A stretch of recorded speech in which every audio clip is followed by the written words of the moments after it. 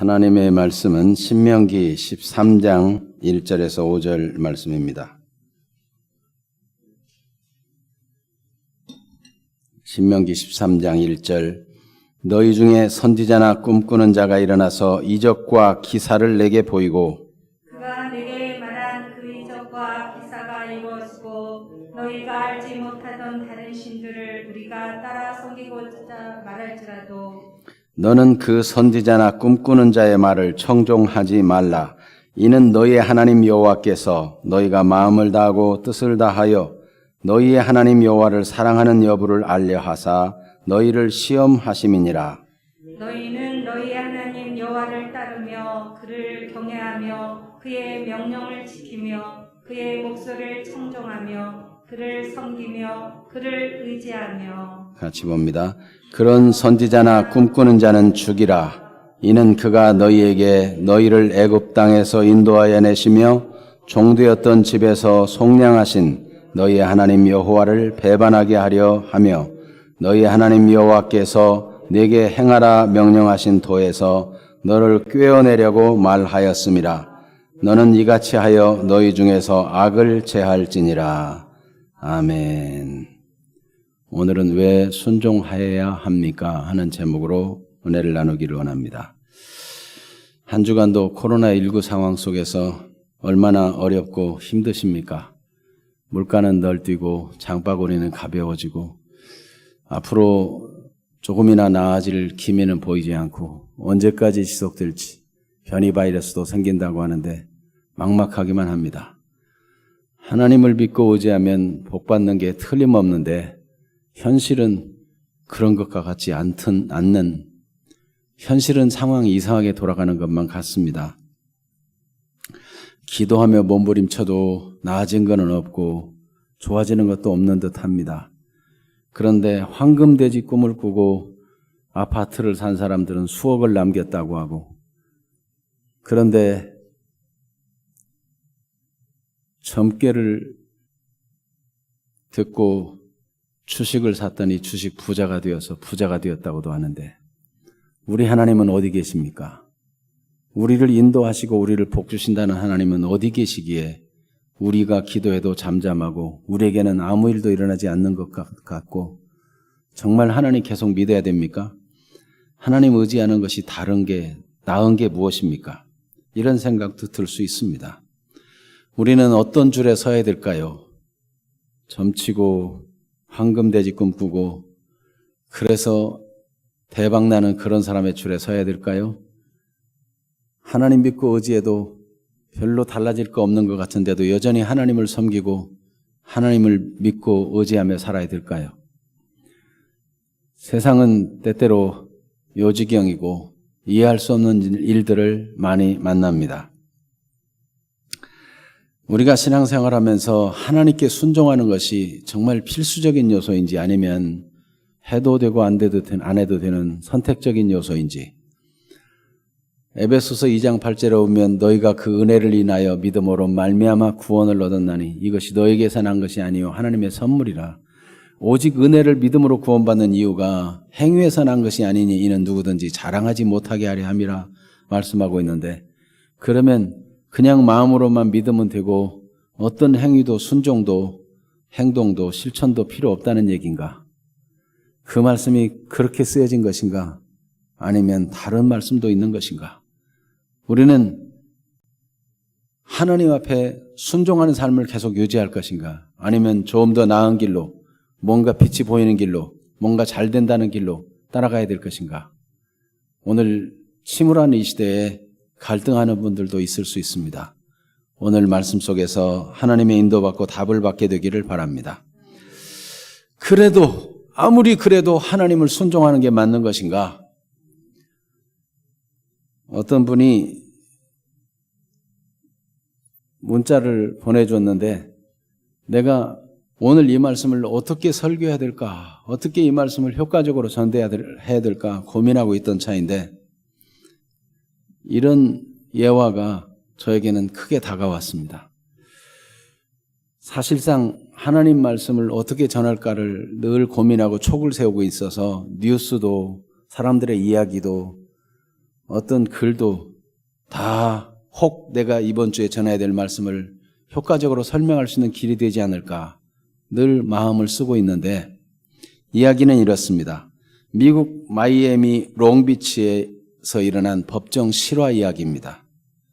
홀로 두 아들을 키우며 살아가는 여인에게 심각한 일이 닥쳤다는 것입니다. 미국 시민들은 두 부류가 있습니다. 미국 시민들 중에 조상적부터 신앙의 자유를 찾아 하나님 마음껏 바로 섬겨보겠다고 미국에 온 사람들이 있는가 하면 금광을 찾고 떼돈을 벌어보겠다고 미지의 땅을 향해서 온 사람들이 있어요. 그들과 그 후손들이 계속 그렇게 일궈낸 나라가 미국입니다.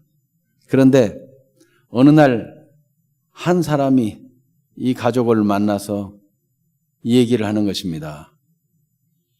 그 사람은 금을 찾아온 사람의 후손이에요. 그래서 또 점을 보고 노름해가지고 대박도 나고 성공도 했다는 거죠. 그런데 어느 날 꿈을 꿨는데 그 여인의 아들 둘이 있는데 불길한 꿈을 꿨다는 것입니다. 뭔가 내 예감이 안 맞은 적이 없는데 이 예감이 굉장히 안 좋다는 거예요. 그래서 이 어린 아이들, 젊은 아이들, 청소년 아이들에게 이야기합니다. 너희들은 무슨 일인가 만날 때 살려고 몸부림치라. 정말 몸부림쳐 살려고 노력하지 않으면 살기 어렵다. 그러니 수단 방법 가리지 말고 살아남으려고 애쓰라. 그렇게 얘기해 주는 겁니다. 뭐 이 사람하고 깊이 아는 것도 아니고 또 이런 얘기 들을 때 별로 반갑지 않죠. 무슨 재난이 있다 이런 얘기. 옛날에 무당들이나 이런 사람들이 뭐 구태해야 된다. 무슨 삼재가 끼었다. 신수가 안 좋다. 이런 말하면 얼마나 찜찜합니까? 그래서 우리 조상들이 점도 굿도 하고 뭐 이런 일들을 했잖아요. 제가 시골에 살 때만 해도 굿하는 집이 꽤 많았어요. 그래서 굿이나 보고 떡이나 먹자, 떡이나 얻어먹자 그런 말이 있었어요. 그런데 찜찜하잖아요. 이런 얘기 들으니까.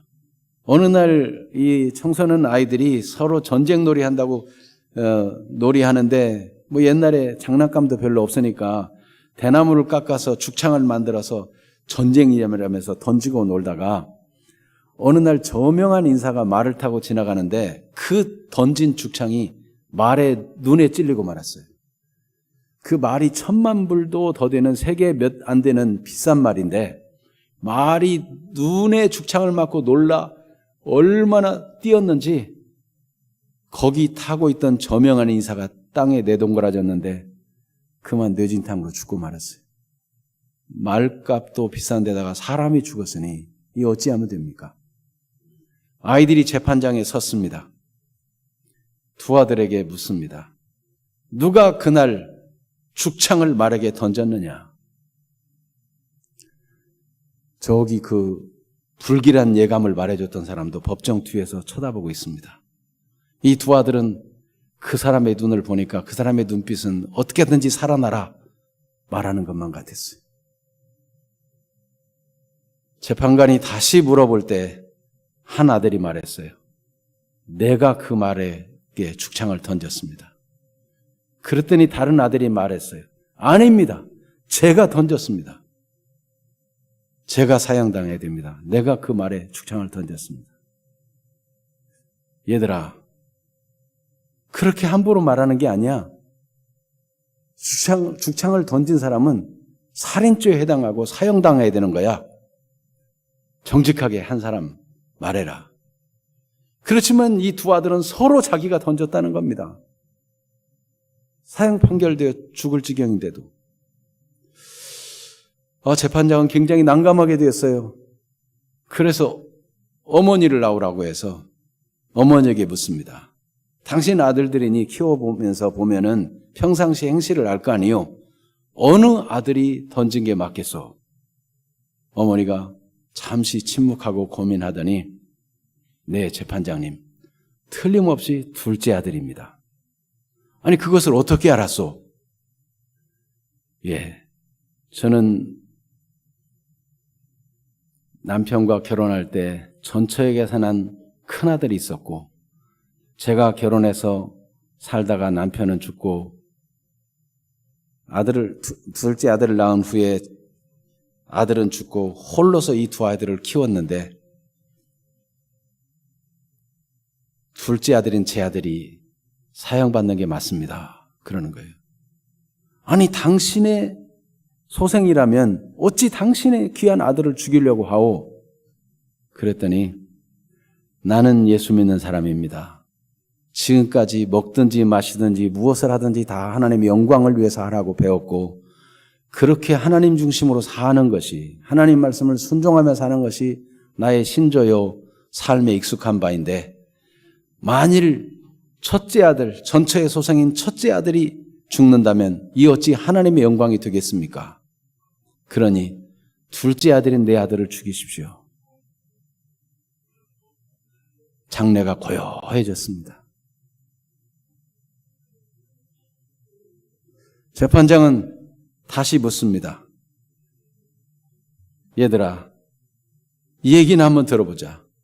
너희 중에 둘 중에 하나는 필시 그 말에게 죽창을 던진 사람이 아닐 터인데 어찌해서 서로 자기가 던졌다고 말하는 것이냐?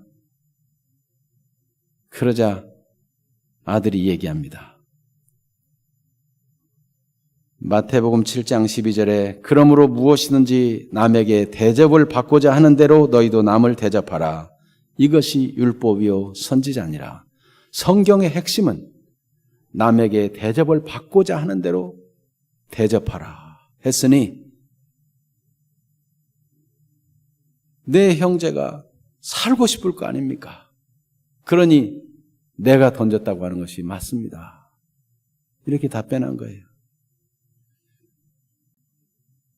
두 아들을 키우면서 일찍이 남편이 죽을 때 이 불행이 왜 닥쳤는지 하나님은 무심하기도 하지 어찌 힘들게 이 아이들을 데리고 살려고 하나님이 왜 남편을 데려가시는지 한숨으로 세월을 보냈겠지만은, 그러나 어찌하든지 이 아이들을 믿음으로 키우고 자신도 오직 하나님께 순종하며 믿음으로 살고자 하는 이 여인이 이런 어려운 일을 만났으니 도대체 하나님은 어디가 계시기에 이런 불행한 일을 만나게 했단 말입니까?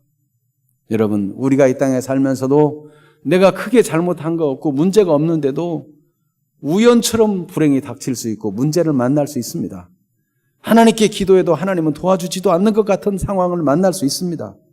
그래도 하나님을 믿고 순종하고 의지해야 되겠습니까? 재판장은 쑥덕쑥덕거리는 재판장을 조용하게 한 다음에 엄숙한 목소리로 말했습니다. 내가 이제 판결하겠습니다. 지금까지 내가 30년 동안이나 재판을 해왔는데 오늘 같은 일은 처음이요. 나는 오늘 큰 감동을 받았습니다. 이런 청년들이라면 우리 미국의 장래 기둥이 될 것이고 우리 미국의 미래가 될 것입니다. 이런 어머니라면 이 자식들을 훌륭하게 키워내서 우리나라의 미래가 되게 할 것입니다. 내가 재판장의 권한으로 심판하는데 이 두 아들은 무죄요, 석방입니다. 선언했습니다. 모두 다 막 박수를 치고 환호했어요. 그 후에 이 재판장은 이 아들들의 후견인이 되어서 그들의 장래를 후원하는 사람이 되었습니다. 여러분, 이해를 할 수 없는 일을 만나고 기도해도 소용도 없는 것 같은 때를 만나더라도 변함없이 하나님께 순종하고 하나님 앞에 살겠다고 하는 사람들에게 이해할 수 없는 일이 변하여 합력해 선이 되게 하시는 하나님이십니다. 오늘도 변함없이 하나님을 신뢰하며 사시기를 바랍니다.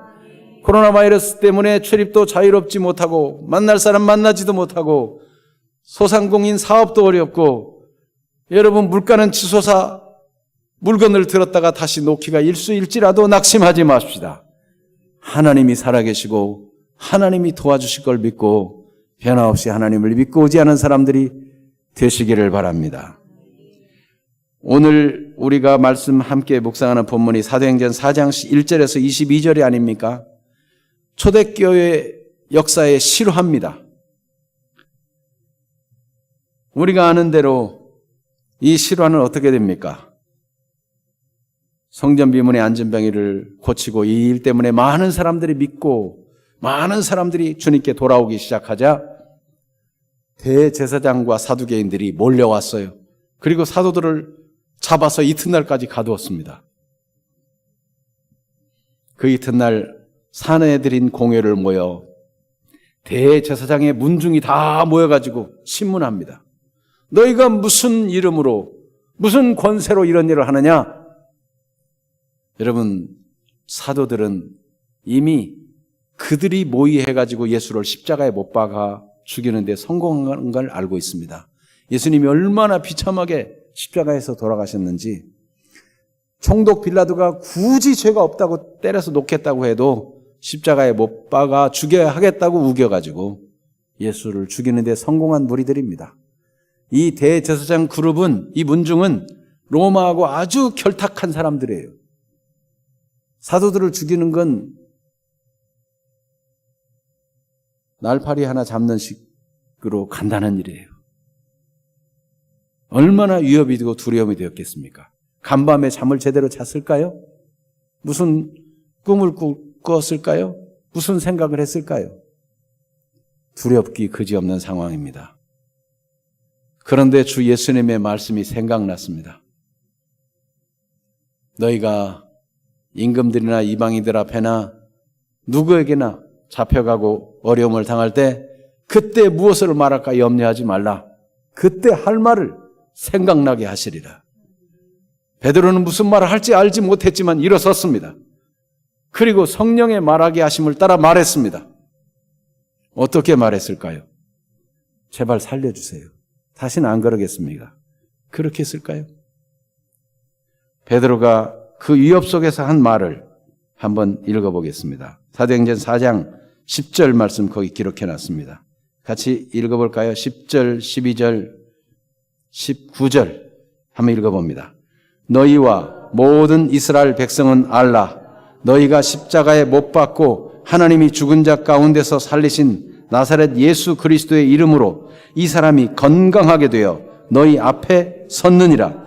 지금 이 사람으로 말할 것 같으면 너희가 십자가에 못 박아 죽인 그 예수, 그를 하나님이 살리시고 주와 그리스도가 되게 하셔서 그 예수의 이름을 믿음으로 이 사람이 나면서부터 한 번도 걸어보지 못했는데 이 주 예수 그리스도를 믿음으로 이 사람이 나 건강하게 되어 여기 증인으로 서 있다.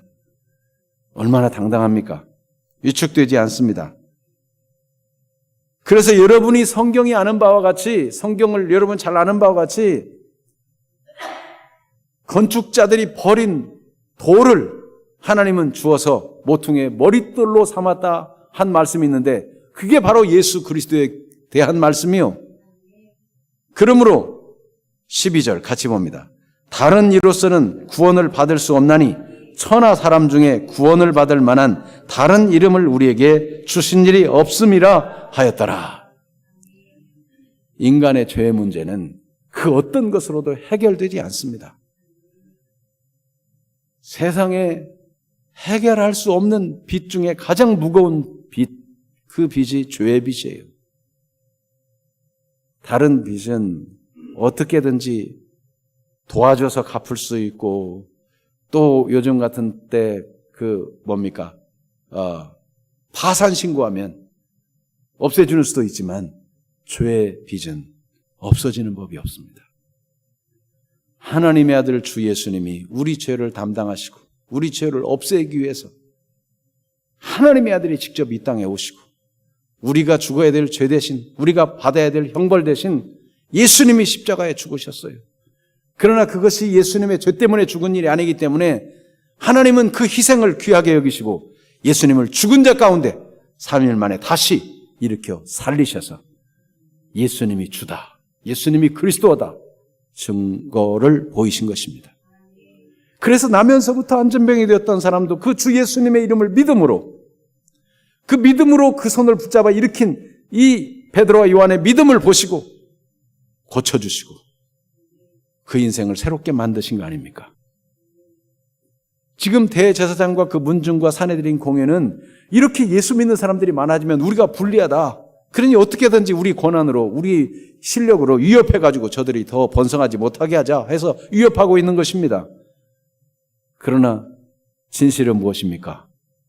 예수님이 하나님의 아들이요 그리스도요 유일한 구원자인 것을 당당하게 증거한 것입니다. 다른 이로서는 구원을 받을 수 없나니 천하 사람 중에 구원을 받을 만한 다른 이름을 하나님이 이 땅에 주신 적이 없다. 오직 예수 그리스도. 예수께서 곧 길이요 진리요 생명이니 나로 말미암지 않고는 아버지께로 올 자가 없느니라 했습니다. 주 예수님을 믿어야 구원받고 인생이 새로워질 수 있습니다. 깜짝 놀랐어요. 아니 저 갈릴리 바다에서 어부 일을 하던 저 베드로 요한 별로 학문도 없던 저들이 도대체 어떻게 저런 말을 하는가? 이거 배워서 하는 말도 아니고 외워서 하는 말도 아닌데 어떻게 저런 말을 도대체 할 수 있는가? 이 베드로의 말에 대답할 말을 잃었어요. 난처하게 됐어요. 사람들은 다 구경하면서 쳐다보는데 무슨 말을 어떻게 할지를 모르겠어요. 이 사내들인 공회는 우리 의논할 때니까 너희 나가 있으라 내보내고 자기네끼리 의논합니다. 어떻게 하면 좋으냐. 이 가만 놔뒀다가는 이 예루살렘에 예수 믿는 도가 가득 차고 온 나라에 다 예수 믿는 사람으로 채워질 텐데 이거 어떻게 하면 좋으냐. 협박합시다. 위협합시다. 그들이 섬기는 예수도 우리가 주겠는데 위협하면 될 거 아니겠습니까? 그래서 그게 좋은 길이라고 생각해서 위협하고 사람들이 보는 앞에서 죄도 없는데 괴롭힐 수 없으니까 위협하고 놔주자 해서 불렀습니다. 다시는 예수의 이름으로 말하지 말아라. 다시는 예수가 부활했다 가르치지 말아라. 내가 이번까지는 우리가 봐주겠지만은 다음부터 또 이런 일이 있으면 가만두지 않는다. 협박을 했습니다. 여러분, 이들의 말은 사실적인 것이고 목숨이 왔다 갔다 하는 상황이에요. 이때 베드로와 요한이 무슨 말을 했는지 여기 사도행전 4장 19절 이렇게 기록하고 있습니다. 같이 봅니다. 베드로와 요한이 대답하여 이르되 하나님 앞에서 너희의 말을 듣는 것이 하나님의 말씀을 듣는 것보다 옳은가 판단하라. 하나님이 다 보고 계시는데 하나님 앞에서 너희 말을 듣는 것, 너희 말을 순종하는 것이 옳으냐? 너희 말 듣고 위축돼가지고 힘 빠져가지고 예수 전하지 않는 것이 옳으냐? 하나님의 말씀을 듣고 하나님의 행하신 일을 전하는 것이 옳으냐? 우리는 보고 듣고 경험한 이 사실을 명백한 예수님의 부활을 보았고 예수님의 이름으로 병도 고침받고 하나님의 구원이 나타나는 것을 보는 우리가 어찌 우리가 보고 듣고 나타난 역사를 말하지 않을 수가 있느냐? 하나님께 순종하는 것이 옳다. 이렇게 당당하게 이야기하게 된 것입니다. 여러분, 하나님을 순종하면 목숨이 위태로운 순간에도 하나님을 순종하겠다고 결단한 제자들, 주의 사도들, 그들은 위협하고 놓아주었습니다. 여러분, 어려운 상황에 직면했지만은 하나님께 순종하기로 결정하면 하나님이 도와주십니다. 잠잠하고 아무 도움이 안 된 것 같았던 하나님이 다 보고 계시는 것입니다. 오늘 말씀 신명기 13장 이야기는 어떤 선지자의 얘기입니다. 그 어떤 선지자는 이방신을 섬기는 선지자요, 꿈꾸는 자입니다. 꿈을 꾸면 알아맞혀요. 말대로 돼요. 그리고 이 꿈꾸는 선지자가 사람들 앞에 기적을 나타내기도 해요. 만약에 오늘날 그런 선지자가 있어서 양주에는 코로나 바이러스가 오지 못하게 하겠다. 그래서 양주 기적을 나타내가지고 갑자기 이상한 기운이 확 돌더니 다음부터는 전혀 코로나 바이러스 감염된 사람 한 사람이 없었다. 한 사람도 없었다. 그럼 어떻게 될까요? 야, 신통방통 대단하다. 저 사람이 믿는 신이 진짜다. 사람들이 그 사람을 따르려고 하지 않을까요? 지금 그런 상황이라는 거예요. 말하면 말하는 대로 되고 막 기적을 나타내고 이러면서 여러분이 믿는 신은 어디 갔는지 모르지만 내가 섬기는 새로운 신을 섬기자. 이럴 때 어떻게 하겠냐는 것입니다. 오늘 말씀이. 어떻게 하는 게 좋을까요? 아니 그럴 때 하나님이 뭐 불을 내려가지고 이 못된 거짓된 선지자를 죽이든지 그러지 않고 왜 하나님은 가만히 계시는 걸까요? 정말 하나님은 힘이 다 빠졌습니까? 능력이 없어졌습니까? 새로운 신이 진짜 능력자이고 이제는 새로운 신의 시대가 되었습니까? 여러분, 하나님께서는 이렇게 말씀하십니다. 3절 말씀. 3절 말씀. 그 의미가 무엇인지를 설명합니다. 같이 한번 읽어볼까요? 오늘 신명기 13장 3절. 너는 그 선지자나 꿈꾸는 자의 말을 청종하지 말라. 이는 너희 하나님 여호와께서 너희가 마음을 다하고 뜻을 다하여 너희 하나님 여호와를 사랑하는 여부를 알려하사 너희를 시험하심이니라. 그 거짓된 선지자가 기적을 나타내도록 하나님이 가만 두고 보고 계시고 그가 귀신의 힘을 입어서 무언가를 알아맞추고 점괘가 맞도록 해도 하나님이 가만 계시는 것은 하나님의 백성들이 그런 상황에도 미혹되지 않고 하나님을 진짜 순종하는 사람인가? 진짜 하나님 말씀을 청종하고 하나님께 귀를 기울이는 사람인가? 아니면 그런 일이 있으면 얼른 떠나서 하나님 버리는 사람인가? 정말 주님을 사랑하는 사람인가? 그렇지 않은 사람인가? 시험하려고, 그 여부를 보려고 그들이 그런 기적도 나타내도록 허락하고 그들의 점술이 맞게도 허락한다는 것입니다. 일시적인 것이죠. 여러분, 그러므로 어떻게 해야 됩니까? 4절 말씀, 5절 말씀과 함께 같이 읽어보겠습니다. 너희는 너희 하나님 여호와를 따르며 그를 경외하며 그의 명령을 지키며 그의 목소리를 청종하며 그를 섬기며 그를 의지하며 그런 선지자나 꿈꾸는 자는 죽이라. 이는 그가 너희에게 너희를 애굽 땅에서 인도하여 내시며 종되었던 집에서 속량하신 너희 하나님 여호와를 배만하게 하려 하며 너희 하나님 여호와께서 내게 행하라 명령하신 도에서 너희를 꿰어내려고 말하였습니다. 너는 이같이 하여 너희 중에서 악을 제할지니라. 아멘. 하나님의 뜻은 무엇이냐? 그들을 청종하지 말라. 그 미혹하는 자들을 순종하여 따라가지 말아라. 그러면서 하나님께 순종할 것을 7번이나 다양한 말씀으로 말씀하세요. 7번이나. 자, 하나님을 믿고 순종하는 것이 무엇이라고 말씀하는 건지 다시 한번 4절을 보면 너희는 너희 하나님 여호와를 따르며 하나님의 말씀을 따라가고 하나님을 따라가는 거예요. 옛날 이스라엘 백성들이 광야에서 하나님의 성막 위에 구름이 떠올라 진행하면 그 하나님을 따랐어요. 멈추면 하루고 이틀이고 한 달이고 1년이고 머물러 있으면 그대로 멈췄어요. 하나님의 백성은 하나님을 따르는 것입니다. 그게 순종이에요. 그를 경외하며 하나님을 두려워할 줄 아는 거예요. 여러분, 세상에는 더러운 귀신들과 미혹하는 자들이 얼마든지 있습니다. 악한 영들이 얼마든지 있습니다. 사람들을 미혹하기 위해서 여러 가지 일들을 할 수도 있다 그랬어요. 광명의 천사처럼 빛의 천사처럼 나타나기도 하고 몇 가지 기적들도 행하기도 하고 그런다는 것입니다. 논리가 아주 그럴듯해가지고 사람들이 속아 넘어가기 쉬운 그런 나름대로의 저술들도 가지고 있고 체계화된 사상도 가지고 있어요. 그러나 하나님만이 인생을 창조하신 분이요 천지 만물을 지으신 분이요 하나님만이 최후의 심판장이신 것입니다. 하나님을 경외해라. 하나님을 공경해라. 말씀하고 있어요. 그의 명령을 지켜라.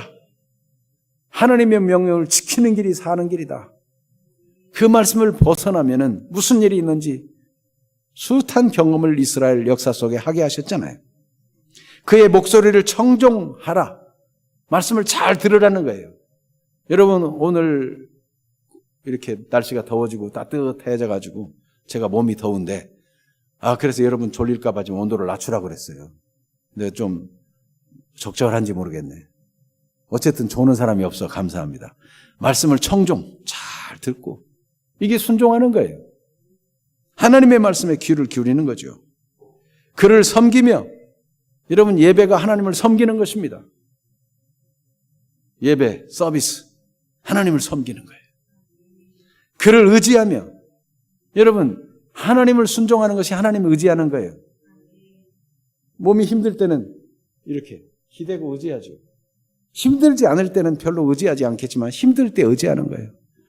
여러분 코로나 바이러스 어렵고 힘들 때 하나님을 의지하기를 바랍니다. 의지하고 기댔는데 아무 효과도 없는 것 같은 그때도 하나님을 의지하기를 바랍니다. 하나님은 우리를 든든히 지켜주시는 분이시고 우리의 의지가 되어주시는 분이십니다. 의지했다고 당장 피곤이 다 없어지지 아니하고 의지했다고 당장 막 활력이 넘치지 않아도 의지하면 새 힘을 얻을 수 있습니다. 하나님께는 전능하신 주의 손에 있습니다. 그의 의지하는 자를 붙들어 주시는 것입니다. 하나님을 순종하는 것은 하나님을 의지하는 것입니다. 그리고 그런 선지자나 꿈꾸는 자를 죽이라. 너희 중에서 악을 제하라. 이렇게 말씀하고 있어요. 이 신정시대니까 하나님의 통치가 이루어지는 때니까 그런 거짓 선지자는 죽이라 그랬어요. 지금은 죽일 수 없잖아요. 무당들을 우리가 가서 죽이면 살인자가 되죠. 우리에게 미혹하고 거짓말로 우리를 넘어뜨리는 사람들의 말에 솔깃해가지고 사기당했으니까 속상해서 가 죽이면 살인자가 되잖아요. 어떻게 해야 됩니까? 그 사람의 말에 속지 말고 그 사람을 죽은 것처럼 생각하고 마음에서 악을 제하는 것입니다. 귀를 씻는 것입니다. 못 들은 걸로 하고 삼재가 끼었다 무슨 뭘 안 좋은 일이 있을 것이다 그런 말에 귀담아 듣지 말고 이렇게 똥 꿈꾸고 가서 로또 사야 된다 그런 말 허탄한 말에 귀 기울이지 말고 하나님을 순종해라. 여러분 우리는 세상의 잘못된 사상과 이론들을 죽이는 것과 같이 그런 생각을 우리에게서는 죽여버려야 돼요. 악을 제해버리고 하나님 말씀은 순종하고 따르는 그 길에 하나님의 보호와 은혜가 나타나기 마련인 것입니다. 오늘날 우리가 사는 세상에도 많은 미혹이 있지만 하나님이 네가 어떻게 하는지 내가 시험해 보겠다 하고 악한 자들의 꾀와 요령이 잘 되는 것처럼 성공하는 것처럼 보이게 하실 수 있습니다. 어떤 사람은 그렇게 부자가 되고 어떤 사람은 그렇게 폭력을 행사하며 성공하고 잘 되고 요즘 학교 폭력 사태로 참 많은 체육인들이 어려움을 당하고 있죠. 그리고도 그들은 잘 되고 승승장구하고 국가대표도 되고 다 그랬습니다. 과거에 다른 사람을 괴롭힌 것이 아무 문제가 안 되는 것인 줄 알았습니다. 그러나 하나님은 이렇게 역사의 주관자가 되어서 드러나게 하시고 뒤집어 밝히시고 여러분 악은 끝까지 성공하지 못합니다. 마지막 하나님의 심판대 앞에 다 서게 될 것입니다. 하나님을 두려워하는 것이 하나님을 순종하는 것입니다. 오늘도 하나님 앞에서 걸음이 더딜지라도 성실한 걸음을 걸어가시기를 바라고 오늘도 하나님 앞에서 양심을 지키고 진리를 따라 순종하는 길을 걸어가는 당당한 힘이 있는 분들이 되기를 축복합니다. 여러분 하나님 믿고 순종해도 별로 나아지는 것도 없고 잘 되는 것도 없는 것 같은데 그래도 하나님을 순종해야 되겠는가? 도대체 그냥 하나님만 믿고 구원받는다니까 오직 믿음으로 구원받는다니까 믿음은 됐지 꼭 그렇게 세상은 요령 있게 살고 순종하거나 그런 거 없어도 믿기만 하면 천국 가는 게 아닌가? 이런 생각에 대해서 어떻게 생각합니까? 성경이 정말 과연 그런 뜻으로 썼습니까? 믿음과 순종의 관계를 살펴보겠습니다. 먼저 하나님을 믿는 믿음을 순종으로 표현하기를 원하십니다. 네가 진짜 믿느냐? 그것을 하나님은 순종하는지 안 하는지를 보고 아시겠다는 것입니다. 갈라디아 3장 9절에 그러므로 믿음으로 말미암은 자는 믿음이 있는 아브라함과 함께 복을 받느니라 그랬는데 아브라함이 하나님을 믿음의 일을 그의 의로 여기셨다 하신 하나님이 아브라함이 하나님 믿은 것처럼 우리가 하나님을 믿으면 아브라함처럼 복을 주신다는 거예요. 그럼 그 하나님을 믿는다는 그 믿음 아브라함의 믿음은 어떤 믿음인가? 히브리서 11장 8절은 아브라함의 믿음을 이렇게 설명하고 있습니다. 같이 봅니다. 믿음으로 아브라함은 부르심을 받았을 때 순종하여 장래의 기업으로 받을 땅에 나아갈새 갈 바를 알지 못하고 나아갔으며. 하나님이 아브라함을 불렀을 때 아브라함은 갈 바도 알지 못하고 나아갔다는 거예요. 그러나 그게 순종이에요. 정확하게 주소를 알려주고 거기로 가라 이런 게 아니고 내가 지시할 땅으로 가라. 내가 순종해서 걸어가면 계속 내가 또 지시하고 또 지시해서 내가 원하는 그곳에 이르게 하겠다. 그겁니다. 여러분, 한 번도 안 가본 곳을 운전해서 갈 때 옛날에는 길을 아는 사람들한테 물어봤어요. 어디쯤 가면 삼거리가 나타나고 그때 우회전을 하고 좌회전을 하고 사거리가 나타났을 때 어디로 가고 그 조그만 커브길에 어떻게 하고 무슨 건물도 나타나고 나름대로 다 적어가지고 갔어요. 요즘은 어떻게 해요? 어디인지 한 번도 가보지도 못했고 그게 얼마나 복잡한 길인지도 몰라도 내비를 켜놓고 출발을 합니다. 그러면 내비가 한꺼번에 다 보여줍니까? 가는 만큼씩만 보여줘요. 하나님의 인도는 우리가 순종해서 가는 만큼 보여줍니다. 그리고 끝까지 완전하게 인도합니다. 이게 믿음이에요. 여러분, 내비를 믿기 때문에 내비 아줌마가 하는 말을 듣고 순종해서 가시죠? 네, 경상도 말투로 나오기도 하고 전라도 말투로 나오기도 하고 재미있는 말투로 나오기도 하고 평범한 말투로 나와도 이 내비는 이게 내가 돈 주고 얼마 돈 주고 샀는데 이 내비는 항상 정확하게 인도하더라. 내 최근에 업그레이드 했으니까 틀림없다. 믿고 가는 건데 여러분, 하나님의 말씀은 내비게이션입니다. 믿고 순종하에 따라가면 하나님이 우리를 목적지에 인도하시는 것입니다. 그래서 갈 바를 알지 못하는데도 인도하는 만큼 나가고 또 순종해서 나가고 아브라함이 그렇게 했다는 거예요. 그래서 아브라함이 복을 받은 것입니다. 아브라함의 믿음은 알고 보니까 그냥 마음으로만 믿는 것이 아니고 삶으로 한 걸음 한 걸음 순종해서 25년을 걸었고 마침내 약속한 대로 100세가 되었을 때 아들을 얻었습니다. 하나님은 그의 믿음의 진실함을 보고자 하셔서 즉각적으로 아들을 줄 수도 있지만 하나님은 계속 순종의 훈련을 하셨고 믿는 이의 본이 되게 하셨습니다. 우리가 하나님 믿는다고 교회 처음 나오면 당장 부자 되고 당장 아픈 거 다 나와버리고 모든 문제 다 해결된다면 교회 안 나올 사람 어디 있겠어요? 그러나 교회 나오고 헌금도 드리고 신앙생활에도 크게 달라지는 거 없는 것 같은데도 그래도 계속 나오는 사람은 하나님을 의지하는 사람입니다. 하나님을 믿는 사람입니다. 당장 눈에 잡힌 거 없고 보이는 거 없어도 꾸준히 말씀을 따라가는 사람은 순종의 사람입니다. 선수로 뽑혔다 해도 올림픽 선수가 되는 올림픽 승리하는 팀이 되기 위해서는 계속 훈련을 해야 돼요.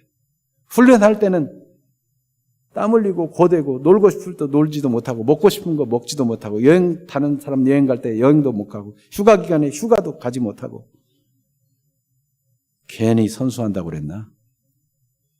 후회스러운 마음도 들 수 있겠지만 감독의 말을 듣고 꾸준히 훈련하고 훈련을 따라가는 사람은 세계적인 선수로 국가대표로 출전하는 거 아닙니까? 여러분, 믿음 또한 하나님 말씀을 순종해서 계속 따라가는 것입니다. 그러면서 우리 자신이 변화되고 성숙되고 믿음이 강화되고 아까 그 여인처럼 죽게 된 상황에도 하나님의 영광을 위해서 차라리 내 아들을 주십시오 말할 수 있는 순종하는 사람이 될 수 있는 것입니다. 그럴 때 하나님이 오히려 복이 되게 만드시는 것을 보는 놀라운 경험을 하게 되는 거예요. 이 하나님을 순종하는 비밀이 그렇게 놀랍습니다. 한 걸음에 천리를 갈 수 없습니다. 한 술에 배부를 수 없습니다. 그러나 믿고 순종하여 또 한 걸음 또 한 걸음 나아가는 분들이 되기를 축복합니다. 창세기 12장 4절은 아브라함이 여호와의 말씀을 따라갔다. 그 말씀하는 대로 내비게이션 따라가듯이 따라갔다. 그런데 그때 따라갈 때 나이가 따라갈 수 있는 만한 나이인가? 그때 아브라함이 부름받았을 때 나이가 몇 살이라고요? 75세라 이렇게 기록하고 있습니다. 75세도 빠르지 않을 텐데 하나님은 100세가 될 때까지 아들을 안 주신 이유는 그의 순종을 키우고 오고 오는 세대의 믿음의 사람은 순종하는 것이다. 순종으로 믿음이 표현되는 것이다. 이것을 알게 해주기를 원하신 것입니다. 구원받는 믿음의 실상은 하나님의 말씀에 대한 순종입니다. 그냥 은혜를 믿으면 구원받는다. 그러니 행위는 아무것도 필요 없고 실천도 필요 없다. 그런 말씀인가? 그렇지 않다는 것입니다. 그것은 무슨 자기 행위나 공로를 가지고 구원받아보겠다고 뭔 공적을 쌓아서 구원받아야겠다고 하는 그것이 잘못됐다는 것이지 믿고 순종하는 것이 잘못됐다는 뜻이 아니라는 것을 예수님이 분명히 하셨습니다. 요한복음 3장 36절 같이 봅니다. 아들을 믿는 자에게는 영생이 있고 아들에게 순종하지 아니하는 자는 영생을 보지 못하고 도리어 하나님의 진노가 그 위에 머물러 있느니라. 아들을 믿는 자에게는 영생이 있고 그 다음에 뭡니까? 아들을 믿지 아니하는 자에게는 이라고 기록하지 않고 어떻게 기록했어요? 아들에게 순종하지 아니하는 자는 영생을 보지 못하고. 예수님이 의도적으로 바꾼 거예요. 믿는 것과 순종하는 것이 같다는 것을 말씀하고 있어요. 그래서 예수님은 마태복음 7장 21절에도 이렇게 말씀합니다. 같이 봐요. 나더러 주여 주여 하는 자마다 다 천국에 들어갈 것이 아니요 다만 하늘에 계신 내 아버지의 뜻대로 행하는 자라야 들어가리라. 교회도 안 했습니다. 나도 기도했습니다. 나도 한때 다 성경도 읽었습니다. 내가 기도하니까 소원도 이루어질 때도 있었습니다. 그런 사람이 구원받는 것이 아니고 주여 주여 불러서 구원받는 게 아니고 교회만 왔다리 갔다리 해서 구원받는 게 아니고 진짜 믿음은 순종으로 나타난다는 거예요. 내 아버지의 뜻대로 행하는 자라야 들어가리라. 천국에 들어가는 것은 하나님의 뜻, 나의 뜻과 나의 소원과 하나님의 뜻이 다를 때 나를 죽이고 나를 부인하고 하나님의 뜻을 따라 순종할 수 있는 사람, 그 사람이 천국에 들어가는 사람인 것입니다. 물론 내가 원하는 것과 하나님의 뜻이 같으면 더 좋겠죠. 여러분, 하나님 믿고 순종하는 일을 계속하면 하나님의 뜻을 좋아하고 하나님의 뜻대로 살기를 원해서 나의 소원과 하나님의 뜻이 같은 방향이 됩니다. 여러분, 오늘도 주님을 사랑하고 주의 뜻이 우리의 뜻이 되고 우리의 뜻이 주님의 뜻과 같은 그런 일이 있게 되기를 축복합니다. 계속해서 순종의 길을 갈 수 있게 되기를 바랍니다. 예수님의 동생 야고보는 영혼이 없는 몸이 죽은 것 같이 행함이 없는 믿음은 죽은 것이라고 예수님의 말씀을 기억하며 정확하게 얘기했습니다. 야고보서 2장 26절 다시 한번 읽어볼까요? 영혼 없는 몸이 죽은 것 같이 행함이 없는 믿음은 죽은 것이니라. 몸에서 영혼이 빠져나가면 그 사람은 시체예요. 믿노라 하는데 순종하고 실천하는 것이 없다. 순종함이 없다. 그는 그 믿음이 그 자체가 죽었다는 것입니다. 그러므로 여러분, 구원받는 믿음의 실상은 말씀에 대한 순종이다 하는 것을 명확히 보여주고 있습니다. 그러므로 우리는 순종하는 사람이 되어야 합니다. 오늘 나의 순종과 불순종, 이 나의 순종과 불순종으로 뿌린 씨가 우리와 우리 후손의 미래를 결정짓는 것입니다. 오늘 내가 순종하느냐? 그럼 미래가 복이 되고, 오늘 내가 순종하고 우리 자손들이 순종하고 그럴 때 우리와 우리 후손들이 잘 되고 형통하고 하나님이 주신 복을 누리게 됩니다. 오늘 내가 불순종하고 하나님을 거역하면 우리와 우리 후손이 멸망의 길을 가는 것입니다. 그래서 여러분 집에 가서 레위기 26장과 신명기 28장을 읽어보세요. 그러면 말씀에 순종하면 어떤 복을 받는가? 하나님께서 막 들어가도 복을 받고 나가도 복을 받고 떡반죽 그릇도 복을 받고 들여서 양을 치면 양이 때때로 번성하고, 예, 창고에 막 곡식이 넘쳐나고 하나님 말씀 순종하면 자식들도 잘 되고 막 복을 어마어마하게 얘기하고 있어요. 레위기에도 그렇게 말씀하고 있어요. 레위기 여기 몇 절만 기록해놨는데, 자, 하나님 말씀 순종하면 어떻게 되는가? 3절 4절 26장 3절 4절과 7절 8절을 같이 한번 읽어봅니다. 너희가 내 규례와 계명을 준행하면 내가 너희에게 철 따라 비를 주리니 땅은 그 산물을 내고 밭에 나무는 열매를 맺으리라. 너희의 원수들을 쫓으리니 그들이 너희 앞에서 칼에 엎드러질 것이라. 또 너희 5이 100을 쫓고 너희 100이 10,000을 쫓으리니 보세요.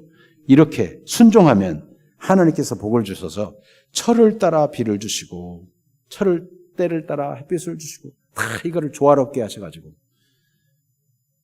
땅이 그 소산물을 풍성하게 내고 밭에 나무는 열매를 많이 맺고 적군들과 싸우는 일이 있으면 5명이 싸워도 100명을 감당해내고 또 100명이 10,000명을 쫓아내는 그런 능력 있는 군사력을 준다는 거예요.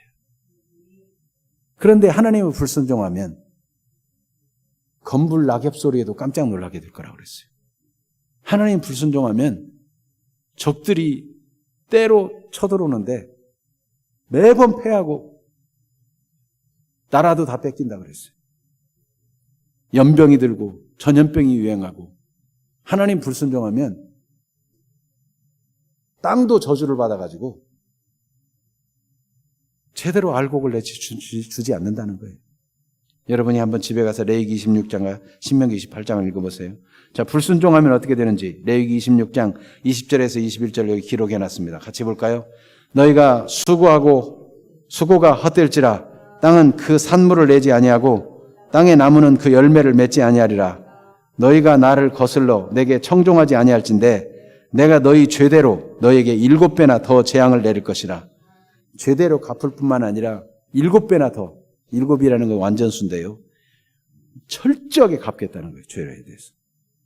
아무리 수고해도 땅이 소산물을 내주지 않고 하나님 순종하는 자에게는 땅이 소산물을 넘치게 내고 나무도 열매가 풍성하게 맺는데 불순종하면 땅도 소산물도 주지 않고 나무도 기한 전에 떨어지고 벌레 먹고 태풍 불어서 없어지고 하여튼 헛수고만 하게 될 거라는 거예요. 여러분, 모든 것이 하나님의 손에 있습니다.